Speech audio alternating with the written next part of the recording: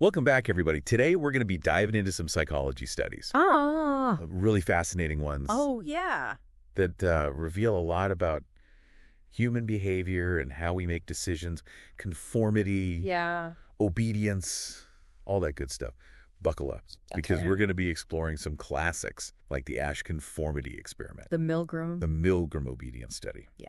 Stanford prison experiment. Ooh. And we'll even be touching on Haynes's research on the unconscious determinants of free decisions. It's going to be a wild ride. It is going to be a wild ride through some really, really thought-provoking experiments. For sure. And, the best part is we're not just going to be, analyzing these studies in isolation.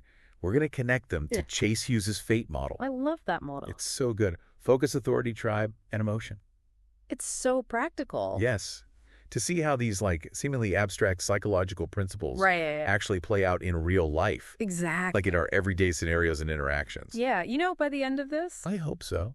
You're going to have this whole new understanding of how to navigate social situations. And totally. Build trust. Yes. And even recognize when these subtle forces of influence are being used on you. Or Totally.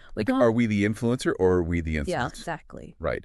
Let's start with the Asch conformity experiment. Okay. I always find this one so fascinating because it just shows how susceptible we are to social pressure. It's a classic. It's a classic. For a reason. For a reason. Imagine you're in a room with a bunch of people. Okay. And you're asked to do this simple visual test. Easy peasy. Yeah. You have to look at a target line. Okay. And then choose which of 3 other lines is the same length. Okay. Sounds pretty straightforward. Right. Yeah. Easy. Right. I think I could ace that. But here's the catch. Uh-oh. Everyone else in the room. Yeah. Who are secretly actors on the experiment. Sneaky. They start giving the wrong answer. Well, they do it. On purpose. On purpose. Oh, wow. With total confidence. Oh, my gosh. So now, even though you can see the right answer, you start to doubt yourself. Wait, so even though it's obvious, they're wrong. Totally obvious. The pressure of the group is making me question my own perception. Exactly. That's wild. And the results are kind of shocking. Okay. Nearly 75% of the participants in Asch's study conformed to the group's incorrect answer at least once. No way. They knew it was wrong. Wow. But they couldn't resist the pull of the group. 75%. That's a lot higher than I would have guessed. I know. It's crazy. It makes you wonder how often we conform in everyday life without even realizing it. All the time. Right. Yeah. And it highlights how powerful the tribe element of the fate model is. Okay. We have this innate desire to belong. Right. To fit in with the group. We're social creatures. Yeah. And sometimes that desire overrides our own judgment. It's stronger than logic in some ways. Yeah. And it's primal, Yeah. That's a great segue into our next experiment. Okay. The Milgram obedience study. Ooh. This one's a bit more intense. It is. And it dives into the dynamics of authority and obedience. So good, though. It is. This one is controversial. Yeah. But it reveals some, unsettling truths about human nature. Okay. So in this experiment, participants were told that they were part of a study on learning and memory. Okay. And they were instructed to deliver increasingly painful electric shocks to a learner who was actually an actor. Oh, they thought they were actually shocking this person. Yeah, nice. Oh, my God. They were led to believe the shocks were real. Wow. And the actor would scream and plead for them to stop. Oh, my God. As the voltage increased. I can only imagine, It was stressful. The emotional turmoil the participants must have been going through. Yeah, and the ethical implications are definitely something to consider. Huge red flag, probably. Yeah. So what happened? Did they refuse to deliver the shocks? Well, surprisingly, a majority of participants obeyed the experimenter's commands to deliver the highest shock level. Even when they thought they were causing serious harm. That is terrifying. Yeah. It seems like the power of an authority figure can override our moral compass. Yeah, that's a key takeaway from this study. Yeah. And it links directly to the authority element of the fate model. Okay. We are wired to respond to authority. We are. And that response can be manipulated. Oh, gosh. Sometimes with devastating consequences. It makes you think about all the times. Right. We just blindly follow orders or trust authority figures. Yeah. Without questioning their motives or like. Totally. What could happen? It's scary. Yeah. This study is a stark reminder to think critically and to be aware of how authority can be used to influence our behavior, right, even when it goes against our own values. Now, shifting gears a bit, let's talk about the Stanford Prison Experiment. Yes. This one's a bit more recent. Yeah. And it explores the power of situational factors in shaping behavior. Absolutely. So this experiment was conducted in 1971 by Philip Zimbardo. Okay. He wanted to see how people would behave in a simulated prison environment. Okay, interesting. So he took a group of college students and randomly assigned them roles as either guards or prisoners. So they were just average college students with no prior experience or training in these roles. Yeah, just average students. Wow. And the researchers went to great lengths to create a realistic prison setting in the basement of Stanford's psychology building. Oh, wow. Yeah. So what happened? Did the participants just go through the motions knowing it was all pretend? No, not at all. Things escalated very quickly. The guards with minimal instructions became increasingly authoritarian. What? And even abusive. Oh, wow. While the prisoners showed signs of extreme stress, submission, and emotional breakdown. Wait, so the participants, like, completely embodied their roles? Yeah. Even though it was just an experiment? Yeah. It was a profound demonstration of how situational factors can override individual personalities and values. That is incredible and a little disturbing. It seems like the environment we're in can drastically alter our behavior. The Stanford Prison Experiment really highlights how easily we can conform to the roles and expectations placed upon us. Wow. Even if those roles go against our typical behavior. And it ties back to the tribe and authority elements of the fate model, right? Exactly. The guards formed their own little tribe, yeah, reinforcing their behavior. Totally. And they assumed a position of authority that quickly went unchecked. And it shows you how quickly that can happen, like within days. Well, this experiment is a chilling reminder that we are all susceptible to the power of the situation. Yeah. And it raises important questions about the ethical boundaries of research. Definitely. And the responsibility we have to question authority. Now, for our final study in this section, we're diving into some fascinating research on the unconscious determinants of free decisions. Okay. This one was conducted by John Dylan Haynes. Okay. And his team. Okay. And this study really challenges our notion of free will. It does. Suggesting that our decisions, even those we think are made consciously, might actually be influenced by unconscious brain activity. Right. Hold on. Are you saying our brains are making decisions before we even know it? That's what the research suggests. What? Haynes and his team used brain imaging to predict participants' choices up to 10 seconds before they were even aware of making them. Okay, that's mind-blowing. It's pretty wild. It's like our conscious experience of making a decision is lagging behind our brain's activity. Yeah, it's like we think we're making the decision, but it's already been made. Wow. Yeah, it raises profound questions about our sense of agency and the role of consciousness in decision-making. Right. If our brains are already making choices before we're consciously aware of them, what does that mean for our concept of free will? Right. Big questions. Yeah. So we've explored how conformity, authority, and even our own unconscious processes can shape our actions. Yeah.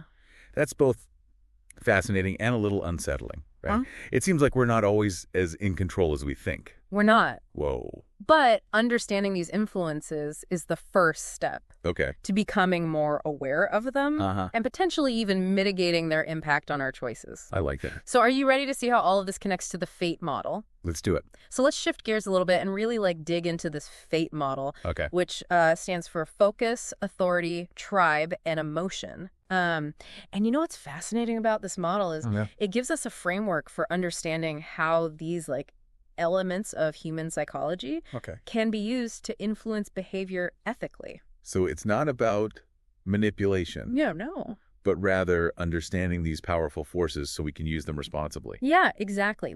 Think of it as a way to enhance your communication and build stronger relationships. I like that.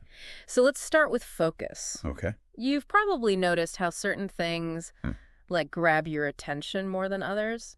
Definitely. Sometimes it feels like my brain is constantly bombarded with information. Right. It's so hard to filter. Yeah. And to know what to focus on. Exactly. And that's the key point, right? Yeah. In a world that's overflowing with distractions, whatever captures our focus dictates what we process. Right. And ultimately influences our decisions. That's a big deal. It is. It's almost like a superpower. It is. Being able to control someone's attention.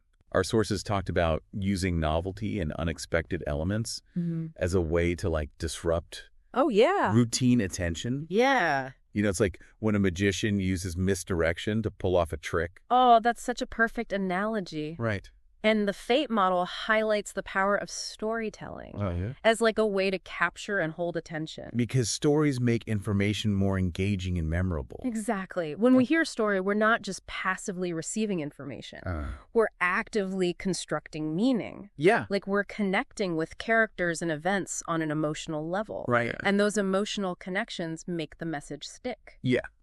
So to use focus effectively and ethically, we need to think about how we can capture and direct attention in a way that is both engaging and respectful. Respectful, yes. So let's move on to authority. Okay. As we saw with the Milgram study, people are naturally inclined to obey authority figures. Yeah. But authority in this context isn't just about holding a formal position of power. It goes deeper than that. So it's not just about like having a title or wearing a uniform or something. No, it's more about how you present yourself. Okay. And the kind of presence you project. Think about those people who just command attention when they walk into a room. Yeah, it's often about their posture, their tone of voice, their eye contact, like these nonverbal cues, communicate a sense of confidence and authority. It's like that concept of silent authority that our sources mentioned. You can project authority without even saying a word. Absolutely. That's powerful. And another aspect of authority is aligning yourself with existing authority figures or sources. Oh, interesting. Like, for example, if you're trying to persuade someone, you might reference experts in the field or cite studies that support your point. So it's like borrowing their credibility to bolster your own argument. Exactly. Now, are you ready to explore the power of a tribe? Let's do it. Yeah. Especially after seeing how those guards in the Stanford prison experiment formed their own little tribe. Right.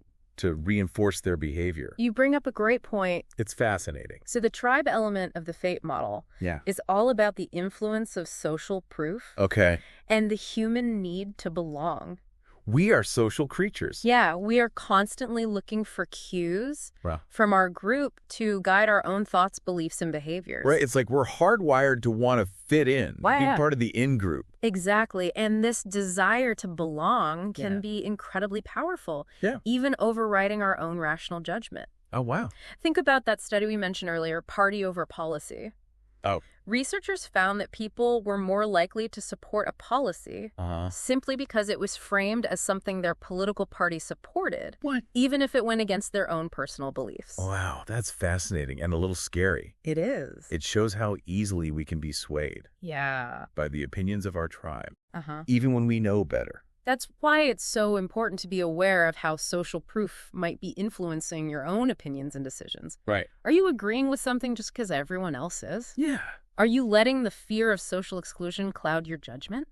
Ooh, those are important questions to ask ourselves. They are. It's about being mindful of the power of the group. Yeah. Without letting it completely dictate our thoughts and actions. Exactly. So how can we use tribe ethically? Okay. Instead of manipulating people's tribal instincts for personal gain. Right. Think about how you can use this knowledge to foster genuine connections. Okay. Find common ground, highlight shared values, and create a sense of belonging around something positive and meaningful. It's about leveraging the power of tribe to build bridges instead of walls. Exactly. Okay, now I'm really curious to dive into the final element of the Fate model. Okay. Emotion. This one feels particularly potent. It is incredibly powerful. Yeah. Emotions play a central role. In shaping our decisions and behavior. It's true. And while we might like to think we are logical creatures, our emotions often have the final say. They do. Our sources mentioned how dopamine plays a role in habit formation. Oh, yeah. Like when you get a notification on your phone, that little hit of dopamine reinforces the habit of checking your phone even more. Oh, man, so true. Right. Yeah. It's a perfect example of how emotional rewards can drive our behavior. It's like training a dog with treats, but it's us. It is us. We're the dogs. We're the dogs, and the treat is that dopamine hit. The dopamine. Think about all the things we do that are driven by the pursuit of pleasure or the avoidance of pain. Right. Like our emotions are constantly pulling the strings. It's true.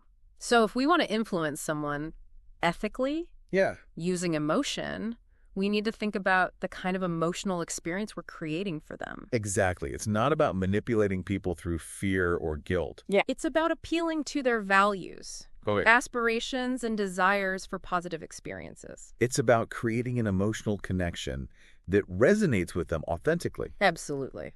So we've covered a lot of ground today. We have. You know, we explored all those classic psychology experiments that reveal those surprising influences. Yeah, those hidden forces. Like conformity authority. Our unconscious. Even our unconscious processes. Yeah, it's crazy. It really is. And we connected those insights to Chase Hughes's fate model. I love how practical that model is. It's such a good model. Yeah. Focus, authority, tribe, emotion. Yeah. But now let's bring it all home, you know? Okay. Like how can we actually use all of this stuff? Yeah, how can you use these insights in your own life? Yeah. And it's not about becoming like a master manipulator. It's about self-awareness and using this knowledge responsibly. I love that. So starting with focus, what are some practical takeaways for our listeners? Well, first, pay attention to how others capture your attention. Like, what techniques are they using? Are they employing novelty, storytelling, strong imagery, to make their message stand out? Recognizing these tactics can make you less susceptible to their, like, unconscious influence. Like being aware of the magician's tricks. Yeah. Once you see how it's done, the illusion loses its power. Exactly. Second, consider how you can use focus ethically in your own communication. Are you being intentional about capturing attention? Could use storytelling or a touch of novelty to make your message more engaging. So we're not just passively consuming information. We're thinking critically about how it's being presented. And then how we can use those same techniques in our own lives. Exactly. Now let's move on to authority. Okay. This one's particularly interesting because it's not just about recognizing external authority figures, but also about cultivating a sense of authority within yourself. Oh, I like that. Yeah. Our sources mention that projecting confidence through nonverbal cues can make a big difference. They did say that. How you carry yourself, your tone of voice, the way you make eye contact, all of these things communicate a sense of authority. Yeah, it's powerful. So practice being aware of your nonverbal communication. Yeah. Stand tall, speak clearly, and project a sense of, like, calm composure. It's about owning your space and your message. Exactly. And don't be afraid to reference credible sources or experts when appropriate. Okay. By aligning yourself with established authorities, you bolster your own credibility and increase the likelihood that your message will be taken seriously. Okay. On to tribe.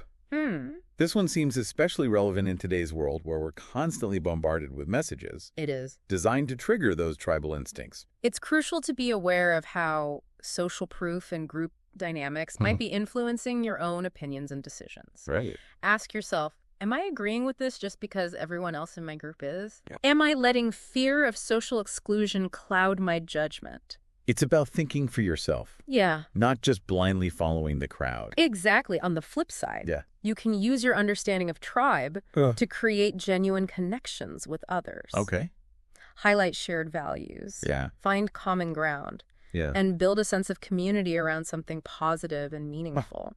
It's about using the power of tribe to build bridges instead of walls. Yes. And finally, emotion. Emotion. This one's big. It is. Pay attention to how your own emotions are influencing your behaviors. And how others might be leveraging emotions to influence you. For sure, our sources talked about how easily we can get hooked on those little dopamine hits from things like social media notifications. Oh my gosh, it's so true. Right. It's like we're Pavlov's dogs. We are. But with phones. Yeah, being aware of those emotional triggers is the first step to breaking free from their control. Okay. Instead of letting your emotions drive your decisions. Take a step back and ask yourself, what's really motivating me here? Am I making this choice because it aligns with my values? Right. Or am I being swayed by a fleeting emotional impulse? It's like hitting the pause button on autopilot. Exactly. And remember, emotions are contagious.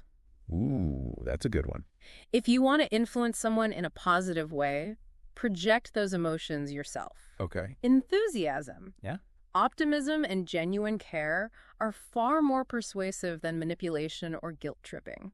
This has been an incredible deep dive. It has. We've learned so much about those hidden forces that shape our behavior and how we can use that knowledge to become more conscious, intentional, and ethical in our interactions with the world. I couldn't agree more. It's been great. The more we understand about these influences, the better equipped we are to navigate social situations. Totally. Build trust and ultimately make choices that align with our values.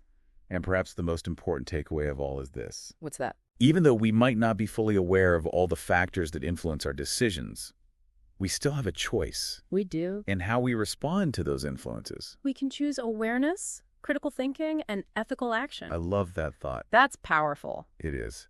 Thank you so much for joining us on this deep dive. It was my pleasure. Until next time, keep exploring, keep questioning, and keep choosing wisely.